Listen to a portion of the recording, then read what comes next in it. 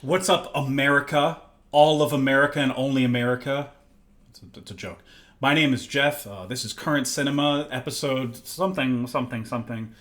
This is just a short one, though, because it's just me, and I'm going to make my predictions for this year's Oscars, 96th Academy Awards. They've been doing this for way too long, way, way, way too long, and I have been invested for too long.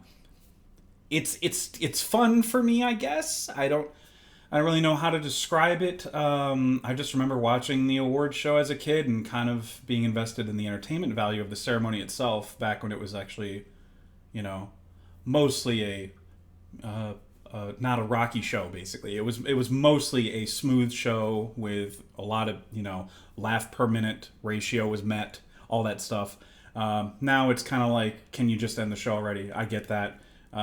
But the award show is responsible for showing much of the population, a lot of movies they would never otherwise watch. So, I mean, I'm kind of grateful that this thing still exists on such a mainstream scale, I guess, in some way.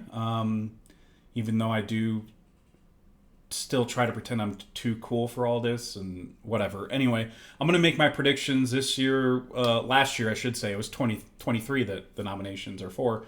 It was a pretty good year, A lot of great movies that I watched. And, there's not any particular nominee. I watched all of the nominees, so that's another reason I'm doing something like this, is because what was all that for if not to blab about it to the general public. So, or public meaning one person watching. So, yeah, let's just get into making predictions, man. I can't say that I hated any of these, but we'll get into it. We will get into it. So, I am making my picks using Gold Derby. I've been using this the past several years. This is just for bragging rights. I mean, I don't know. If there is like a pay to whatever, like you pay money in and then you get a pot at the end if you win. I don't partake in that. I just do predictions for bragging rights. So yeah, I'm gonna go to make my predictions. They have predictions for all sorts of stuff, Grammys and Emmys and stuff like that. I primarily focus on movie oriented things, specifically the Oscars. So yeah, we're just gonna start. I'm gonna see if I can get away with starting at the bottom because this is kind of weird. It makes you go in order. But I did watch all the shorts too. When I say I watched everything nominated, that does mean literally everything. All right. So the shorts we have, if you're not watching on YouTube, I do recommend you do so. I'm sharing my screen and everything. So the shorts we have, the nominees are The Wonderful Story of Henry Sugar, which is a short of Roald Dahl. Raoul. First name I'll never know how to pronounce, Dahl. Adaptation short film by Wes Anderson. So that's why you'll see in the odds here on the left, you'll see where everything is stacking up right now. And that is the current favorite to win. Next up, we have The After, which stars David Oyelowo, I believe his name is. Red, White, and Blue, starring Brittany Snow. Brittany Snow, she's my queen. Invincible, which I think is a foreign or whatever international film. Night of Fortune, which I think is Danish or Norwegian or something. Yeah, these were all varying degrees of pretty good to awesome. I think I'm picking what I think's gonna win, not what I want, because what I want is different. What I want is Red, White, and Blue. I think everybody should watch that. It's incredible. It is a hot topic. It's about a hot topic, a controversial topic. So I'm not gonna. I don't know, man. It's tough to get into, but it's well worth watching. It's tough to get into in this format, I mean. But it's well worth watching. It's certainly my favorite of this bunch. And then, like, Night of Fortune was super good, too.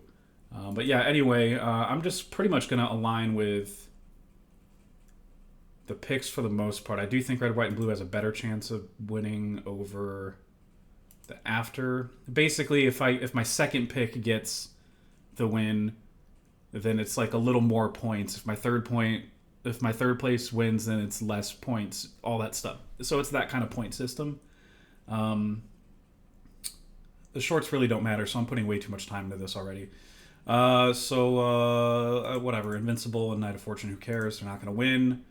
Okay, cool. So I can't go backwards. Documentary short. We have the ABCs of book banning, Last Repair Shop, Nine and Waipo. I don't know if I'm saying that right, but The Barber of Little Rock and Island in Between. A lot of these blur together for me, I'll be honest. Barber of Little Rock was like okay. Island in Between was informative, but it was still okay. Nine Waipo was cute, I guess. It's about two grandmas of the filmmaker. Last Repair Shop, really, really tugging at the heartstrings, maybe in a little literal way, because it's about one of the last violin or instrument repair shops in the California or larger LA area, and the value that they add to, all the bands, orchestras, and stuff like that for schools, public schools. So I found this one to be the most effective. ABCs of book banning is exactly what it sounds like. They're showing you all of these books that are getting banned in various states, like Florida and I want to say Oklahoma. That's not right though. Southern states mostly, but they're kind of just showing you the actual contents, and then just kind of exploring how did this happen. Whatever. It's informative. It's good. It's on Paramount Plus. But Last Repair Shop, that's my favorite to win. I think it's going to edge out this. But like ABC's of book banning is a little too simplistic. Last Repair Shop has a lot more going for it, in my opinion. So I think that's going to win. But I'll just go in order. Like, just be safe. I'll just make ABC's book banning my number 2.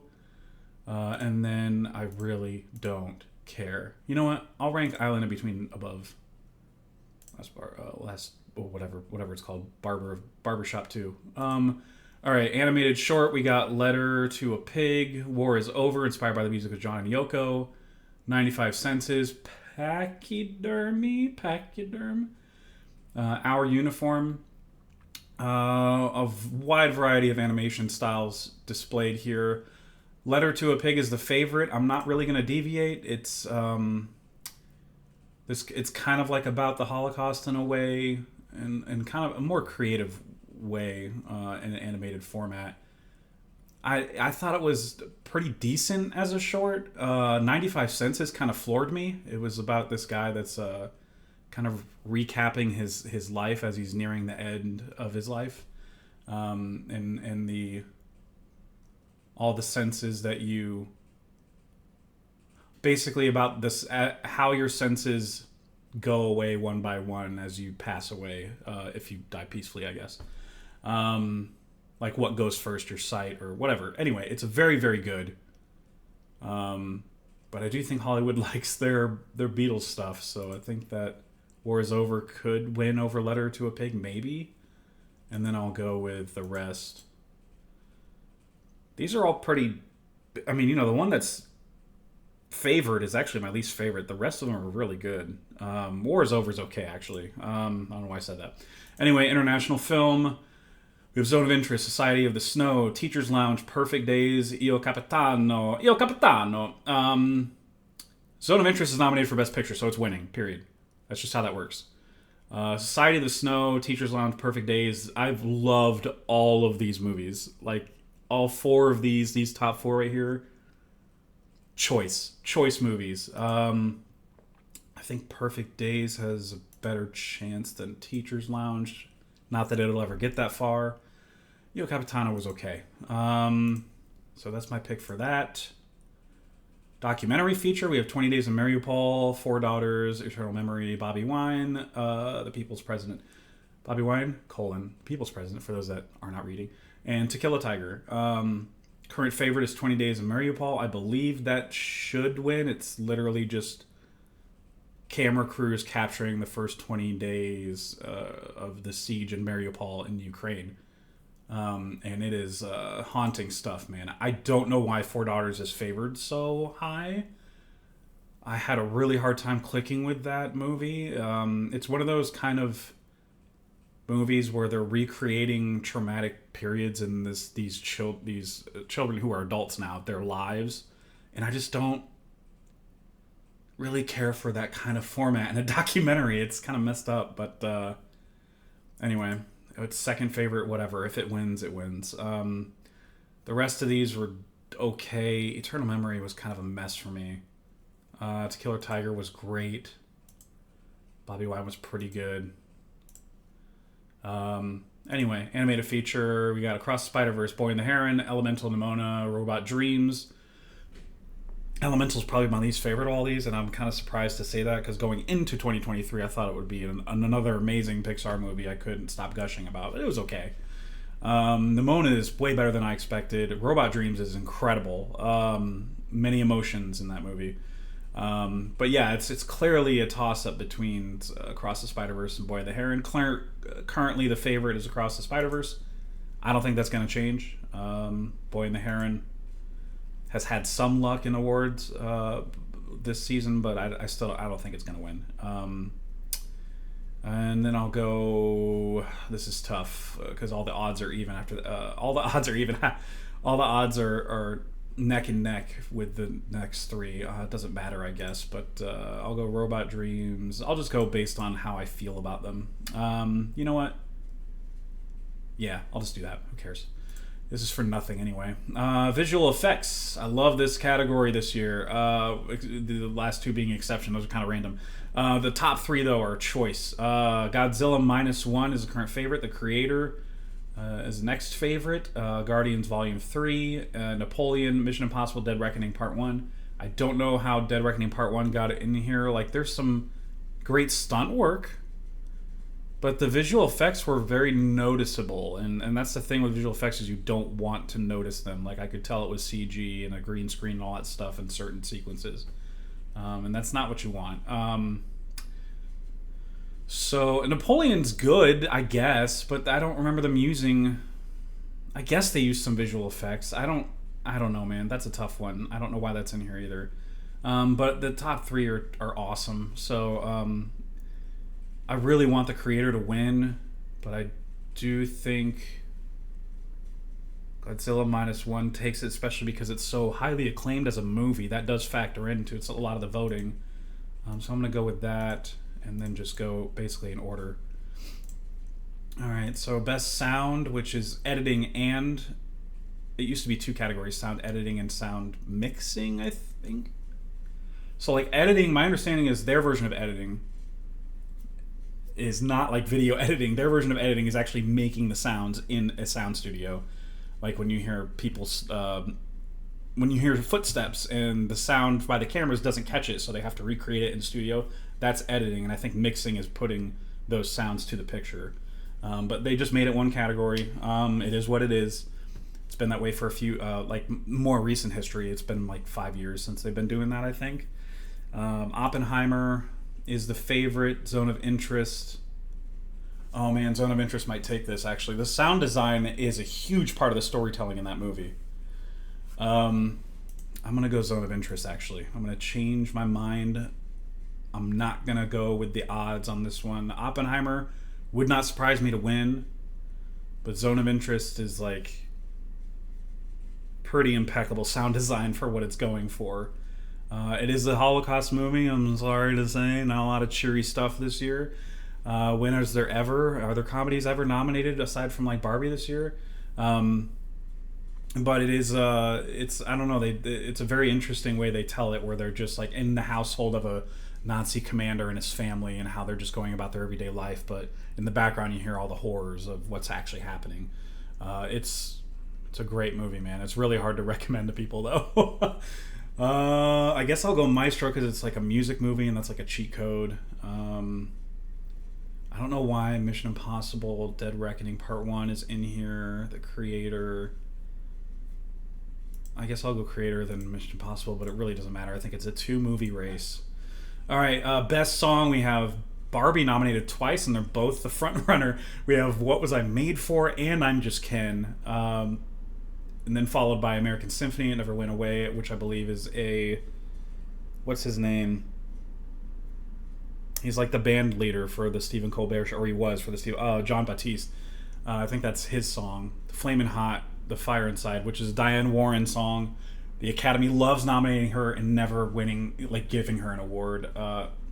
They should just stop nominating her, bro. This song is trash. I think it's performed by Becky G or something like that. Killers of the Flower Moon, this is a great song. It is repetitive, but it just feels authentic, I guess. I'm ignorant, so I don't know. To me it does. But yeah, What Was I Made For has been kind of sweeping. I think the Critics' Choice was the only one to choose I'm Just Ken. Even Ryan Gosling on his face looked shocked by that. But What Was I Made For is going to win. I just don't see any other way around that. I am putting Fire Inside last out of spite. Screw that song. It sucks. I did watch all of these. This is the category where I watch all these movies. Well, Flamin' Hot in particular. I wrote that movie off. It didn't look very good. I watched it just because it was nominated, and I don't like it. It's not very good at all. Just skip that movie. Just don't watch it. Best score. We got Oppenheimer, Killers of the Flower Moon, Poor Things, Indiana Jones, Dial of Destiny, some John Williams love, kind of like Diane Warren, always nominated, and American Fiction, which is a very jazzy, really cool score. Oppenheimer is a favorite. I'm going with it. Seeing Ludwig Göransson explain the one song in particular that's kind of near the beginning of the film where it's like, do you hear the music? And how he explains the BPM, the beats per minute, like measure going up like consistently, and how they had to like arrange that for professional musicians to play the violins live. They tried to automate it, and it sounded very fake. So they had just go watch a video on Variety about him explaining that song. God, they put so much work into that score, and it does sound like, I don't know. It just does sound like sound like there's like a weight of the universe behind it, which is weird to say.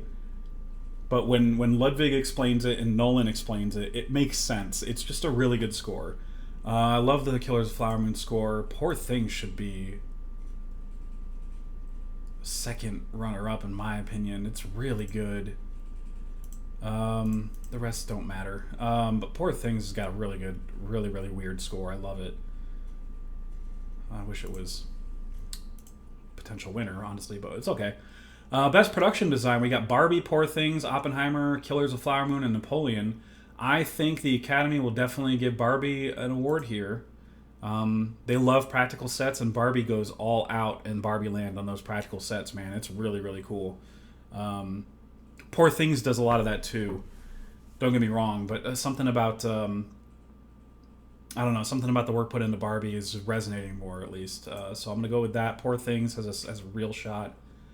And then I'll just go down the line. I don't think it really matters at this point. Because the rest are like mostly on location, except for Oppenheimer. I'm pretty sure they actually recreated that town. All right, makeup and hair. We have Maestro, Poor Things, Oppenheimer, Society of Snow, and Golda. I did watch Golda. That was okay. That was not on my radar before the nominees either. That was about the old am I saying it right? Prime Minister of Israel, like back in the 80s or something. Whatever. Helen Mirren's got a thing on her face, and it doesn't look like makeup at all. It looks very impressive. I guess Maestro's the favorite to win, but I don't. Just based on Bradley Cooper, though, I feel like they did a lot more in Poor Things, and that looks like that's why they're so neck and neck. I think I'm going to go with Poor Things on this one, just for the inventiveness of the makeup and hairstyling.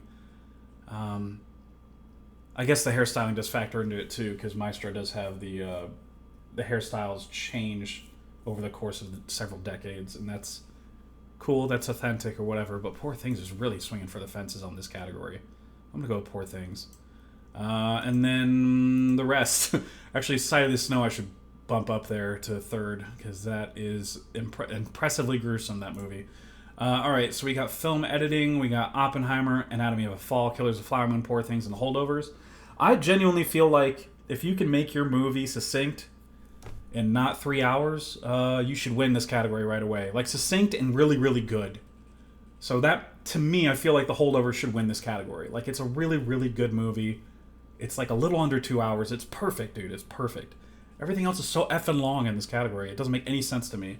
I know there's more involved in editing and picking the right scenes. But the nominee is not most editing. It's, you know what I mean? Like, it's, I don't know. It's just whatever. It's weird. I think I'm going to go with the odds and just go with Oppenheimer. It's extremely rare, I think. Or rather, I should say it's somewhat common that the best editing winner goes on to win Best Picture. It's happened a lot, so I'm just going to go with that. and then Anatomy of the Fall, and then I'm just gonna go with I'm putting The Holdovers third, man. Screw this long movie nonsense. They're not gonna. Killers of the Flower Moon is not gonna win Best Editing. It's too long, man. I can't say that I think they should have taken out any scenes in that movie. I love the movie, but it's just long. It's just very, very long. We have costume design. We have Barbie, Poor Things, Killers of the Flower Moon, Oppenheimer, Napoleon. It really is a toss-up between Barbie and Poor Things. They're kind of doing similar things, kind of like in production design, where they're swinging for the fences, man, and it's really, really cool. I'm gonna go with Barbie here, especially because of that insane cast and how they had to think out such specific details for every single costume. I'm gonna go with that. They had to do that for extras and Poor Things too. There's quite a few scenes where she's out in public, and they had to do a lot of. It's a very big Terry Gilliam vibe to that movie, like I've said before. So it could win too, but I think Barbie's gonna take this one. And then I gotta go to Napoleon. Napoleon is very, very good in the costume department. And then I'll go Oppenheimer and Killers of the Flower Moon. Let's see. Cinematography, Oppenheimer, Killers of the Flower Moon, Poor Things, Maestro, El Conde, which again was not on my radar until the nominations. It is a Pablo Larraín movie, and he tends to make visually stunning movies. This movie is no exception. It is gorgeous. It's gorgeous. It's like black and white and a lot of shadow play. It's really, really good. It's really cool to look at. As a movie, it's fine, but it's really good to look at. Oppenheimer looks like it's the far and away the favorite to win this one. And then I'll go with Poor Things because they're doing a lot of different camera types, lenses in that movie. And it really, really works. It's not that jarring. Like there's some fish lenses and stuff like that and some wider shots that are really cool. Aspect ratio changes and stuff like that. That stuff's really rad. And then I'll go Killers of the Flower Moon. Maestro should be the winner here, in my opinion. It is one of the most gorgeous movies I saw all year in terms of just cinematography by itself. Gorgeous. But yeah, Oppenheimer come on. It's going to win, bro. It's the juggernaut this year. Original screenplay, we got Anatomy of a Fall, The Holdovers, Past Life, Maestro, May, December. The Holdover script is super, super, super good and really, really smart. I think I'm going to go with that one over Anatomy of a Fall. The Anatomy of a Fall script is great. It's a courtroom drama movie of sorts. And they have to alternate between different languages most of the time because the lead character is a German person that's being accused of murder, but she's in a French court. And she can't really, that's not her main language, so she doesn't understand that, but she understands English better. So they have to switch to English. Sometimes they have to switch to German. They have to switch to French.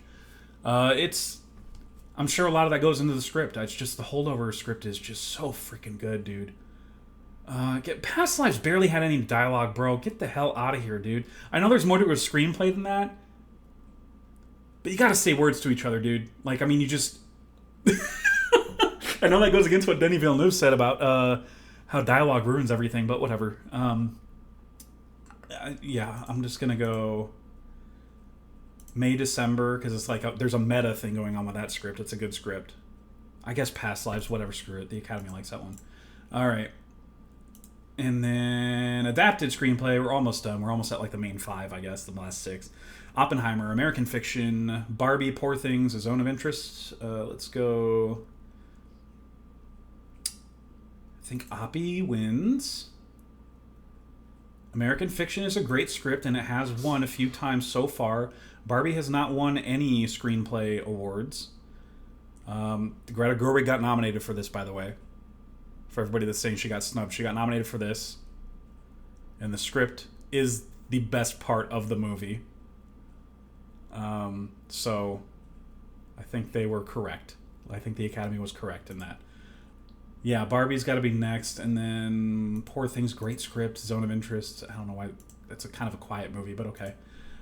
Supporting actor, we got Robert Downey Jr. Got to refine that impression. Ryan Gosling from Barbie. Mark Ruffalo, Poor Things. One of his best performances, period. It's so freaking funny and out there. And then Robert De Niro in Killers of the Flower Moon. I'm a killer, I'm a flower moon. How you doing? And then Sterling K. Brown. I love seeing Sterling K. Brown in here because he was definitely my favorite performance in American Fiction. He had to show a lot of range in that movie. He was really really good. Look at the odds for Robert Downey Jr. though. He is far and away head and shoulders above the rest. He's going to win this award. I don't know why Ryan Gosling is most favored to win second, but I'll go along with it. I'm pretty much just going to go in order here because I do feel like Mark Ruffalo, if anything, could steal it from Ryan or Robert. But yeah, they do have a super bet option here where I can increase the points I get by 5 times if I win it. And Robert Downey Jr. is going to win this award, dude. It's just, he's been sweeping all year. All right, so here we have Best Supporting Actress. We got Divine Joy Randolph in The Holdovers, Emily Blunt, Oppenheimer, Danielle Brooks, The Color Purple, America Ferrera for Barbie for that one monologue, I guess. Jodie Foster and Naiad. I know who I would put at the bottom. It would be the bottom 2. I mean, I don't know. I just didn't really see Jodie Foster do anything I hadn't seen her do before. And for America Ferrera, she wasn't... I don't know, man. She just said the lines, bro. I don't really know. There wasn't really... I didn't feel it. She delivered the lines, but I didn't feel it. So I don't understand what she's doing in here. Divine Joy Randolph has been winning a lot, so I'm just going to go ahead and pick her. And then go, I guess, Emily Blunt. Danielle Brooks is freaking great in Color Purple. The movie's a little bit better than okay, but she's awesome in that movie. And then I'll go Jodie Foster, America Ferrera. The odds are kind of... This is like a combined with like Vegas betting odds and I think expert votes. And there are like experts from like the press and stuff that are weighed in here on the odds and rankings and stuff. Like this site basically goes out, reaches out to various websites, gets their predictions, and puts it in this database on this website. Anyway, Best Actor: Cillian Murphy, Oppie himself, Oppenheimer, Paul Giamatti, the one and only Holdover. That's not why it's called that. Bradley Cooper, Maestro, Jeffrey Wright, American Fiction, Coleman Domingo, and Rustin. It's been a back and forth between Cillian and Paul. I do think Cillian wins. I think the Academy is going to respond positively to Oppenheimer. Very positively. Give them a lot of awards. Paul Giamatti's got to be second, of course. I don't know. I guess I'll go Bradley Cooper next because I think the Academy likes him. That's why he's here. He was pretty good in the role, but I don't think he was best 5 of the year. Nor do I think Jeffrey Wright was or Coleman Domingo, but that's neither here nor there. Whatever. It is what it is. DiCaprio should be in here easily. He killed it in Killers of the Flower Moon, but I know the Academy has a sore spot with him getting nominated and winning and stuff. Anyway, moving on to Best Actress, we have Emma Stone in Poor Things, Lily Gladstone, Killers of the Flower Moon, Sandra Huller, Anatomy of a Fall, Carey Mulligan in Maestro, Annette Bening in Naiad. Annette Bening in Naiad, she's definitely going to be at the bottom for me. Sandra Huller, the whole movie, you're wondering if she actually killed her husband. It's a tricky balancing act she did. Carey Mulligan is unbelievable in Maestro.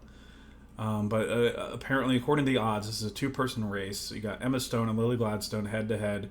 Both have been winning every now and then at some award shows so far. Does Emma Stone get her... would it be third, I guess? Third Oscar here? I think they go with Lily Gladstone. I really do. Emma's had her time in the sun. Okay, we got director next. We got Chris Nolan, Yorgos Lanthimos, Poor Things. Chris Nolan for Oppenheimer, of course. Jonathan Glazer, The Zone of Interest. Justine Triet, she's French. Anatomy of a Fall. I don't know how to say French things. I'm sorry. Martin Scorsese, Killers of the Flower Moon. I think this is Nolan's year, man. I really, really do. And I will celebrate it. I know there's going to be a lot of people that are like, you know, this is a Lifetime Achievement Award for him. It's because he's never gotten an Oscar, blah, blah, blah. I think, personally, this was my favorite movie of the year, Oppenheimer. So, like, I think he deserves it for this movie in particular. Yeah, he's totally going to win it. Yorgos being second is interesting to me. I don't know that I agree with that. I think Jonathan Glazer has a better shot than Yorgos, so I'm going to go with that. And then Justine and Marty. I would normally rank Marty higher. I just think the Academy appreciates the other ones more this year, at least. All right, Best Picture, the big one. We got 10 nominees: Oppenheimer, The Holdovers, Poor Things, Anatomy of the Fall, Killers of the Flower Moon, Barbie, American Fiction, The Zone of Interest, Maestro, and Past Lives. And I do want to note, I accidentally skipped this over, but Margot Robbie did get snubbed in Best Actress. According to some people, they view it as a snub. She still got nominated. She got nominated as a producer for Barbie, which is, I think, where she brought the most value. As actress, I feel like I've seen her do... I feel like I've seen her do better work in other movies, first off. But also, I don't know. I just feel like everybody collectively was coming out of the theater going, dude, Ryan Gosling is Ken. Ryan Gosling is Ken. And that shows in all the nominations and all the award shows. So just shut the hell up about it. It's not a big deal. Margot Robbie being a producer is a huge deal for Barbie's success. Because up until then, you know, when Margot and Greta both got attached to the movie, that's when people were like finally starting to join the cast. And it became this dream cast scenario. So, I mean, I'm just saying, I know there are other producers on the cast, but nominated. But yeah, this is where like producers are nominated, not directors. People that like help finance and like, you know, get casting directors and get cinematographers, like help staff the movie, crew-wise and actor-wise. Yeah, anyway, it's Oppenheimer's year, man. It really is. I feel like it's unstoppable now. If I had to guess about second place, I would go... Holdovers does seem very Oscar baity. Like, when I finished watching that movie, I was like, the Academy's going to love this. But I don't know that it's strong enough to surprise us. Anatomy of a Fall could. I don't know. I'll go Anatomy of a Fall. And then... this is tougher than I thought it would be. And then... I'm pretty much ignoring the odds and going with my gut on this. And then I'll go Holdovers. Then I'll go Zone of Interest. There's a lot of buzz about that movie. It is very good. I saw it. I did watch it. But in terms of, like, voters are, like, talking now, out in the open, about these nominees. And I feel like they're bringing up Zone of Interest more than I thought they would. So... I feel like that's going to be a contender. And then I'll go Poor Things. There might be too much sex in that movie for some people. For some voters, I should say. I don't care about that. Just tell a good story. Just if it involves sex, cool. All right, so let's see. Killers of Flower Moon, Barbie, American Fiction, Maestro, Past Lives are left on the table.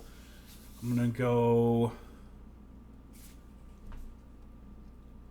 I guess I'll go Barbie, and then Killers of Flower Moon, Maestro, American Fiction, Past Lives. I will tell you, I didn't love Past Lives as much as everybody else. I still liked it. I just didn't connect with it at all. It was a little too hollow for me. All right, so those are all my picks, but I did not use my second super bet yet. Let's go back through... Oh, Zone of Interest. That's totally winning Best International. So let's go with that. But yeah, interesting year. So hopefully this wasn't too boring. And if it is to future me watching it back, it'll have been edited to high hell. And maybe I'll win an editing award one day for it. But thanks for tuning in to this special mini episode. Oscars preview predictions... Maybe some of these are spoilers, actually, because I feel like I'm dead on a lot of these. But please continue to tune in. Next time you will see Current Gen on this channel, on the Current Gen channel, on the Current Cinema podcast feed. It will be about the Dune 2 movie that's just coming out, like, this week. Some would even say today, depending on if you're watching this on Thursday that this comes out. And all of us on Current Gen are super, super hyped to see that movie. It sounds like it's incredibly epic. Dune Part 2... Not a spoiler cast, just a general overview of our feelings on it. And I feel like we could talk about that for like 45 freaking minutes. So that's going to be the next episode. Maybe down the line we'll do a spoiler cast on it. Predict where things will go with that franchise from there. Who knows? But starting out, it might just be actually a sliver of the current gen podcast, and then we'll just release the Dune talk as a current cinema episode. So yeah, that's what's coming up down the pike, and that's about it for now. I'm Jeff, and thanks for watching or listening, whatever you're doing, and please circle back with us. If you want to follow me out on Letterboxd, where I log all my movies and sometimes I post reviews, jmwsongs is my handle, so go follow me there if you want. And if you don't want to, I don't care. That's cool. Keep it to yourself, I guess. But thanks for watching, everybody. Lates!